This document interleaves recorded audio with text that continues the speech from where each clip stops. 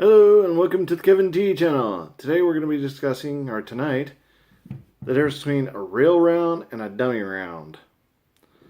Now, this here is a 9mm actual brass round. Target round is what they're commonly known as. This one is a 9mm Luger. You got your copper bullet, and then the shell casing is brass. The primer, this thing that actually ignites the gunpowder right here, if you can see that, it's a little tiny circle in the middle. That is actually the part that actually gets hit by the gun hammer, or the firing pin, striker fire hammer. If it hits this thing, it's going to go off like a firecracker, essentially. Now, what I call it is basically a rocket, essentially, because you hit that and this thing shoots out. The little brass portion right here, or copper portion. I don't think the brass gets ejected out the ejection port, and the copper gets shot out the front end. So you got your firing pin, you got gunpowder, and all of it's packed in here with 115 grains. Doggy, that's a lot of firepower.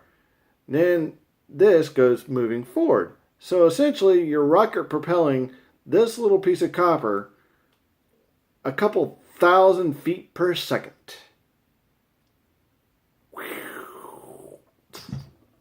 Okay, very dangerous when launched out of a gun.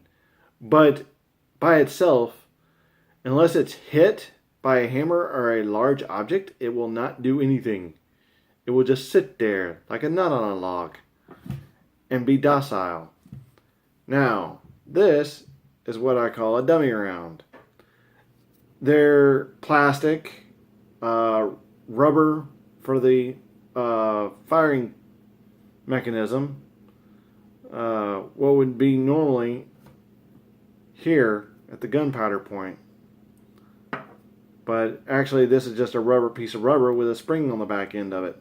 So it doesn't do anything except sit there and take the fall and cushion of a firing mechanism. I like to use these for dry fire just simply because I don't have the money to go spend at a gun range.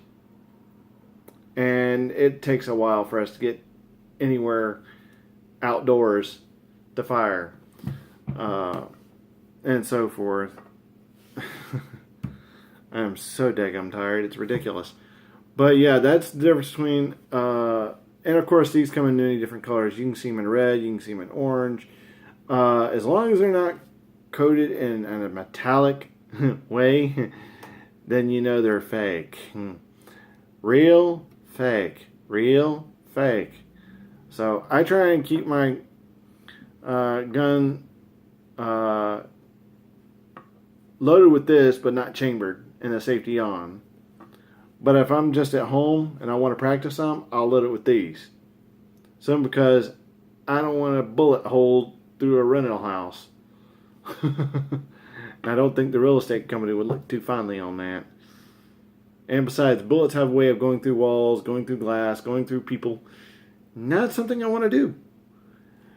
Thanks for watching, and please subscribe to my channel.